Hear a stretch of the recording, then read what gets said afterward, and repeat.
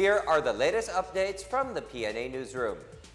The Department of Health, or DOH, has detected almost 700 cases of the COVID-19 Omicron subvariants in the country. The DOH said a total of 693 cases were recorded based on the latest genome sequencing from September 16 to 19. Of the number, 677 are BA.5 cases and 16 are BA.4 cases. The BA.5 cases have been identified in the Ilocos region, Cagayan Valley, Central Luzon, Bicol region, Western Visayas, Central Visayas, Eastern Visayas, Zamboanga Peninsula, Northern Mindanao, Davao region, Soxargen, Calabarzon, Mimaropa, Bangsamoro Autonomous Region in Muslim Mindanao, Cordillera Administrative Region, Caraga, and the National Capital Region. About 11 of them are returning overseas Filipinos. Meanwhile, the 16 cases of the BA.4 subvariant have been detected in the Bicol region, Central Visayas, Soxargen, and NCR. Meanwhile, the House of Representatives approved today on third and final reading the bill postponing the 2022 Barangay and Sangguniang Kabataan elections for 1 year. 264 House members voted in favor of House Bill 4673, which seeks to move the barangay and SK polls to the first Monday of December 2023. This even after Commission on Elections Chair George Erwin Garcia said that postponing the barangay and youth polls would mean additional cost for the government. Garcia explained that this means printing more ballots, opening more polling precincts, training more teachers as poll workers, and acquiring more election paraphernalia.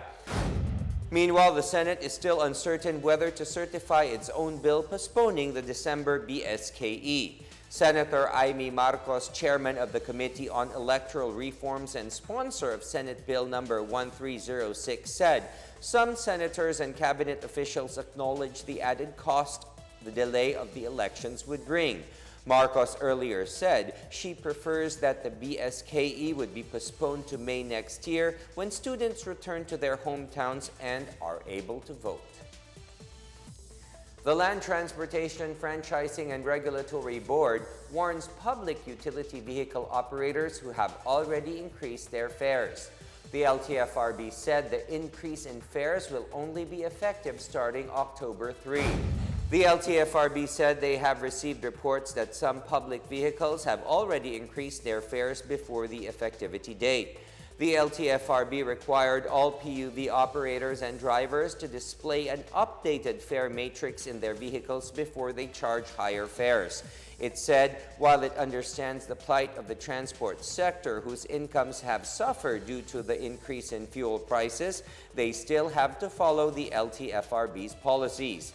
Operators and drivers who violate the fare hike policy will be fined or risk losing their certificate of public convenience. Those who have complaints regarding the fare hike are encouraged to contact the LTFRB's hotline by dialing 1342 or visit the LTFRB official Facebook page or the official LTFRB website.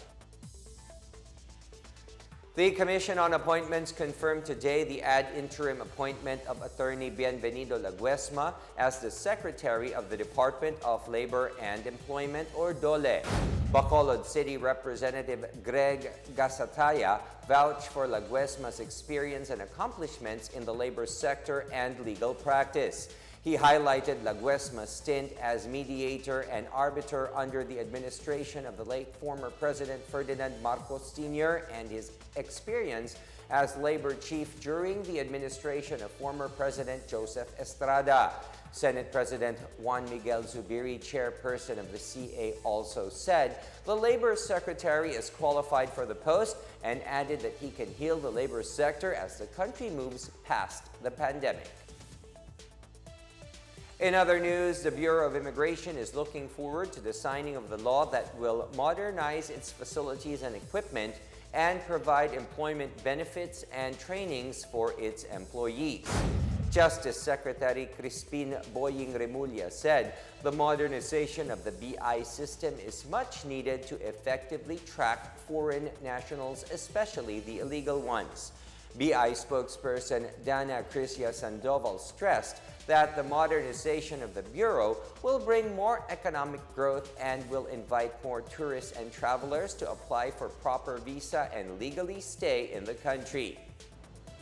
Well, upon assumption po ni Commissioner Tansinco nitong nakaraang linggo, agad po niyang nilatag yung kanyang mga priorities para po sa Bureau of Immigration. Ang modernization po ang nakikita niya as top priority for the Bureau para makahabol po tayo sa mga kapitbahay natin sa ASEAN countries and other governments worldwide. Ang kahalagahan po na pag-modernize natin ang ating systems is that hindi lang po niya padadaliin ang buhay ng mga biyahero. It will not only make things easier for travelers, pati po yung mga nais pong magstay dito sa Pilipinas. For applications, easier application, ang gusto po natin, facilitative po tayo dahil gusto po natin na ini-encourage yung mga foreign nationals to apply proper visas, to apply for their proper visas at manatili po dito legally. And magagawa po natin yan kung ang mga proseso natin ay easy to understand, easy to do, madali po yung mga steps, modernize yung ating systems. Malaki po ang maitutulong yan to facilitate the legalization of foreign nationals. The limited capacity of its detention facilities has become a challenge for the BI. Rescued foreign nationals in Angeles, Pampanga are currently staying at the BI's detention facility in Taguig. However, it can only hold a maximum of 300 detainees, but over 200 foreign nationals are already detained in the said facility. Sandoval said they are coordinating with the local enforcement units and agencies to temporarily accommodate the arrested foreign nationals. Meanwhile, BI frontline personnel were ordered to tighten screening of foreigners arriving from Cambodia and Vietnam. Immigration Commissioner Norman Tansinco issued the directive amid uptick of reported kidnapping incidents and extortion activities involving foreign workers, the Philippine offshore gaming operators or POGOs coming from the said countries.